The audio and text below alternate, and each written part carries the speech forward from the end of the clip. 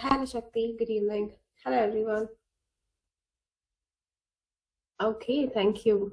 Hello, everyone, again, and good evening. Welcome back to Grammatist, the show that sharpens your language skills from corporate world and beyond. I am going to be your new host from today for the show. I'm Monishree, and it's Monday at 5:30. As usual, it's a perfect time for the Grammatist show where we deep dive into a fascinating world of English vocabulary. And I'm so glad to join everyone over here on DC Live that believes we care, we share, and we are on air. Okay, today we are dedicating our entire 23 minutes to one dynamic definitive letter, that is the letter D. From the shortest to the most sophisticated terms, we're going to be exploring the meanings and see a few examples that you need to understand and deploy these words confidently in your upcoming days. Let's dive in directly. We'll start with a few simple structures, a few 2-letter and 3-letter words, and then we'll get into the more sophisticated ones. So I will start off with a 2-letter word that is the most common one we all use, which is do. This means to perform an action or task. And the most common example we can think of is the manager asked me to do this task. The manager asked me to do the analysis. The manager asked me to do the report for tomorrow. The most common examples. We'll get into 3-letter words now. The first 3-letter word is dry. Dry has 2 different meanings. The first is free from any moisture or liquid, and the second is not containing any emotional expressions.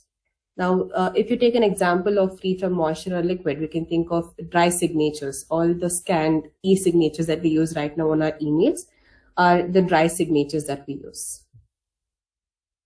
Coming to the next word, which is dot, D-O-T, that means a small spot or mark. It marks the end of something.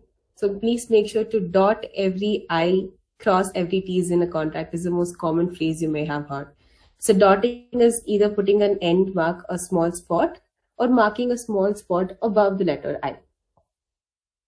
The next common word we can think of is due, which means expected at a certain time. Maybe owed as an obligation set for a certain time.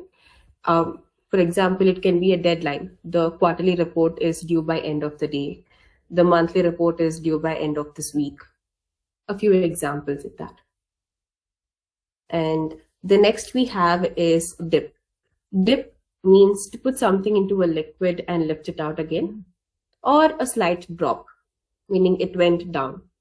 When it comes to corporate world, the word dip is used to indicate the fall of something. For example, if we say we saw a slight dip in sales, it means the sales went down.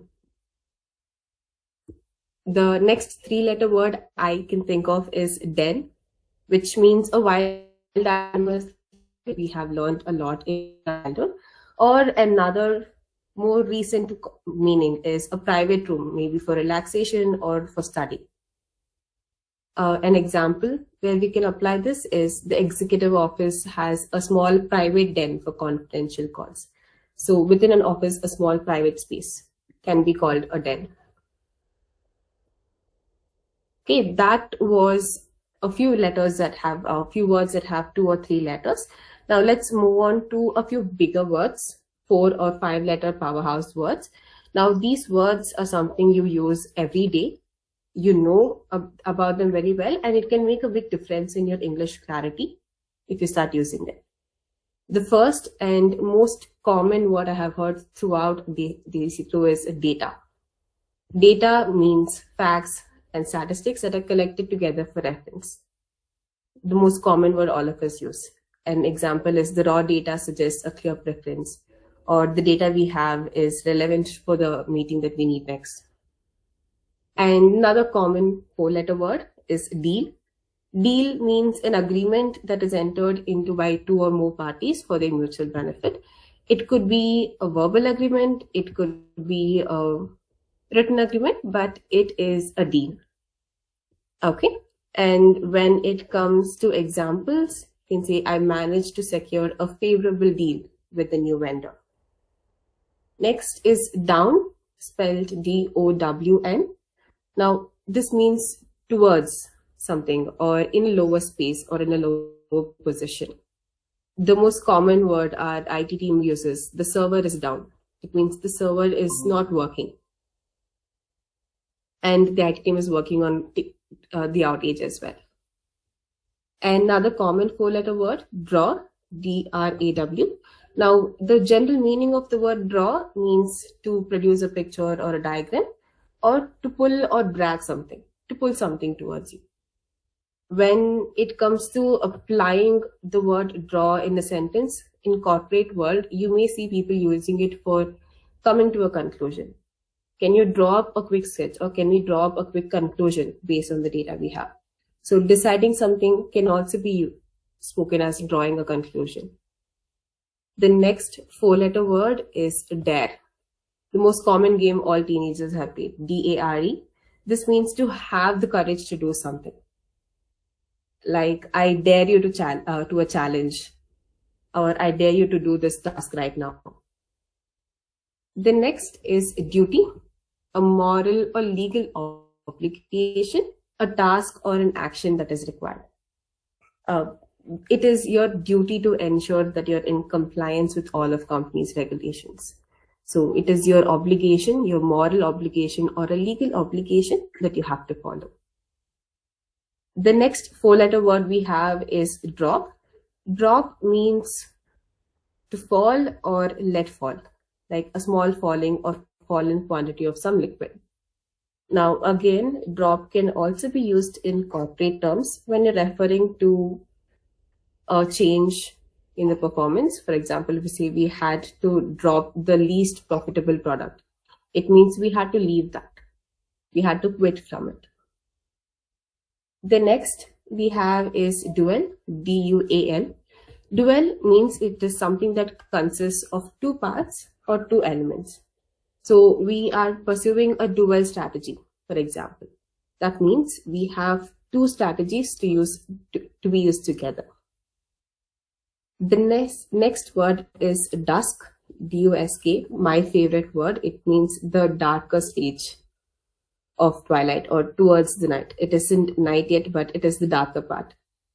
The security team will check the perimeter sensors at dusk, for example. So when you're talking about late evening, it is not night yet. Or another four-letter common word all of us use is a dish. Dish, D-I-S-H, it's a shallow, flat-bottom container for food. So we need to dish out the project, for example, is a common word you would have heard in corporate world. Over here, the dish doesn't mean the flat-bottomed container for food. Instead, what it means is we are going to be spreading it out. We're going to be listing it out in detail. Okay, that was a few four-letter words. Now let's discuss around a few five-letter words in the letter D. I will start off with the word debit.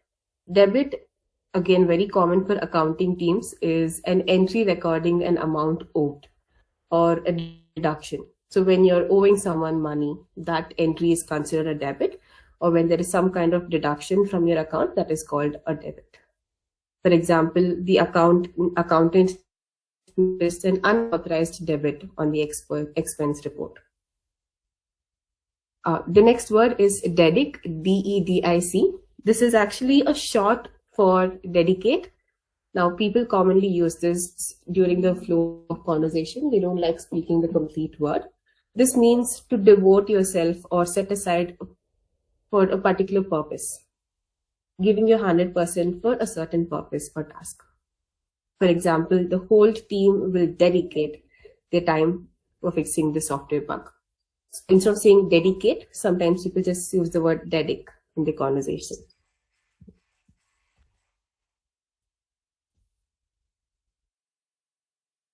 Okay, the next word we have is draft. Draft means a preliminary version of a document, meaning it is not the first version, it is not the final version.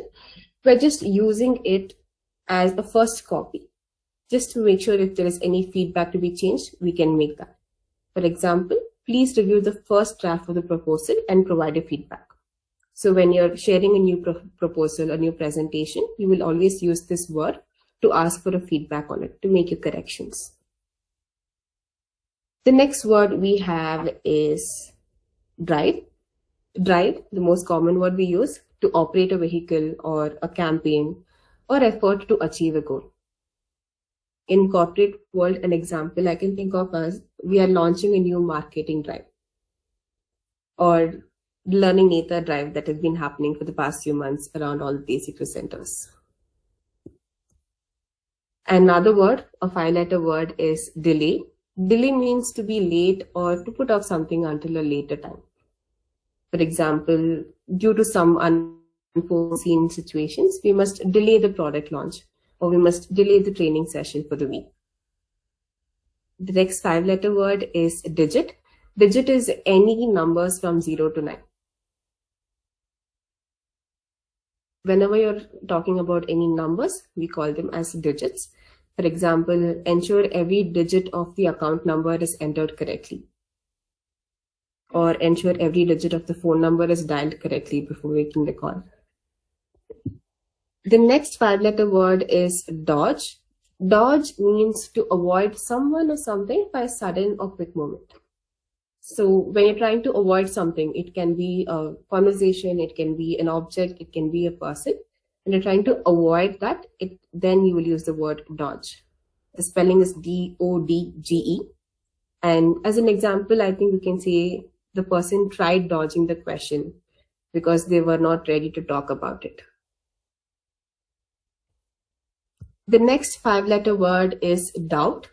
Doubt has a letter B in it, D-O-U-B-T, but we don't pronounce the B out loud, so it is doubt. The meaning is a feeling of uncertainty or a lack of conviction. And as an example, you can say, I have a serious doubt about the feasibility of that timeline, or I doubt we can achieve this target on time. Another 5-letter word, depth. Depth, it talks about the distance from the top or the surface to the bottom. And when you're doing some research while you're working in corporate languages, you will talk about, when you're talking about deep research, then you'll say you need to assess the full depth of the current situation. Where you talk about complete detailed assessment.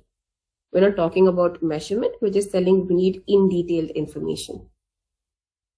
Another 5-letter word is donor. Donor is a person who either gives or donates something. A donation can be of any kind, but whenever someone is donating something, that person is called a donor.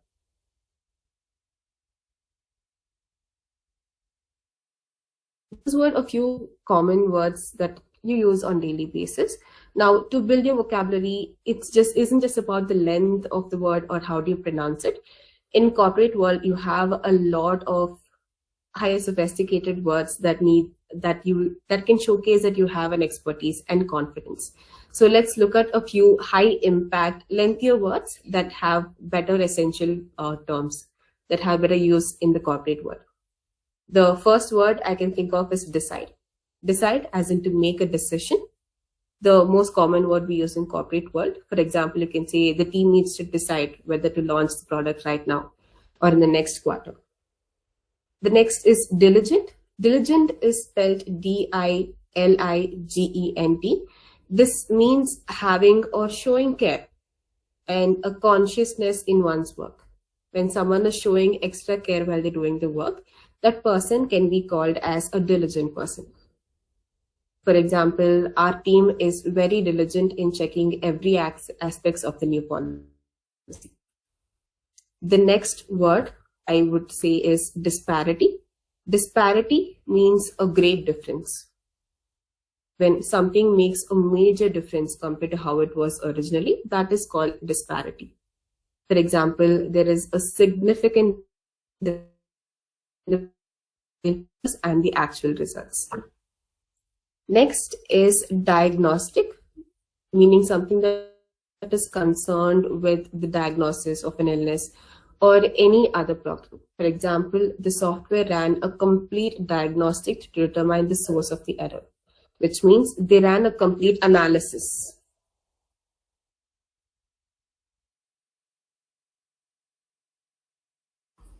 Okay, the next word is decipherable. That is spelled D-E-C-I-P-H-E-R-A-B-L.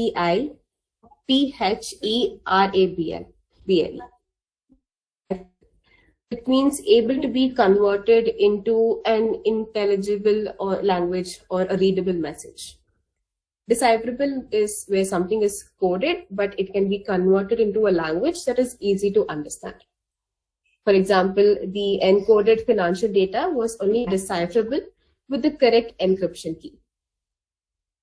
Those were a few fun and more expert words in corporate. Now, a few sophisticated words that are used in the corporate world. Delegation. Delegation means the act of entrusting a task or responsibility to another person. So when you're trusting someone with a responsibility and you're giving them the task, that can be considered delegation. For example, delegation is key to effective leadership. The next word is deliverable. The, again, most common word you must have heard in the corporate world, deliverables. You may hear people talking about what are the deliverables in the task or a job. Deliverable is a product or service that must be supplied to the client or the stakeholder as part of a contract. So, for example, the final website design is a primary deliverable for the sprint. So, whatever the service you're providing, you have promised to provide the client or the supplier, becomes a deliverable. Due diligence. Due diligence simply means reasonable steps taken by a person or a business to satisfy the requirements. It can be a legal requirement that is required, especially before entering into a final agreement. So when someone is entering into a business, what are the basic steps you need to take as per legal requirement? That becomes the due diligence. For example, we must perform comprehensive due diligence before acquiring a competitor firm. The next is next one is downtime. Downtime refers to any time during which the machine or especially the computer that we use is not in action. It is out of action. It is unavailable for us to perform the task. Anytime you're working with client servers, you're working with IT servers, and the servers are not working, that time duration is called as downtime. So we must schedule the server upgrade outside of peak hours to minimize customer downtime, can be an example. We're talking about avoiding any server not working time for the customers to use it regularly. Whenever we have very less customers, then you can make sure the server is down. Another word is disruptive. Disruptive means innovative or groundbreaking. It is innovative, but it may or tend to cause a disruption in the place. For example, the new mobile payment system is considered a truly disruptive technology, meaning it's innovative, it's groundbreaking, but there are chances it may cause some kind of disruption, some kind of error. Okay, and there you have it. Those are a few words. We started off with do and we ended with disruptive. We have covered around 35 different words starting with the letter D. Each one can help you make your communication clearer, stronger, and more impactful in your professional life. And also remember, language mastery is a continuous journey. So start using these few words every single day, every single week possible. And don't be afraid to dare and to be diligent in your vocabulary building. That's it from my side. Thank you for tuning in to Grammatist this Monday at 5:30 p.m. We hope we have helped you sharpen your English skills just a little bit more today. And I hope you can join us next week again so we can move on to the next letter to help you into another fascinating deep dive of English vocabulary. From all of us here, remember our promise: we care, we share, and we're on air. Good evening, and thank you, everyone. Thank you, Moni. Thank you. Thank you, Shrika.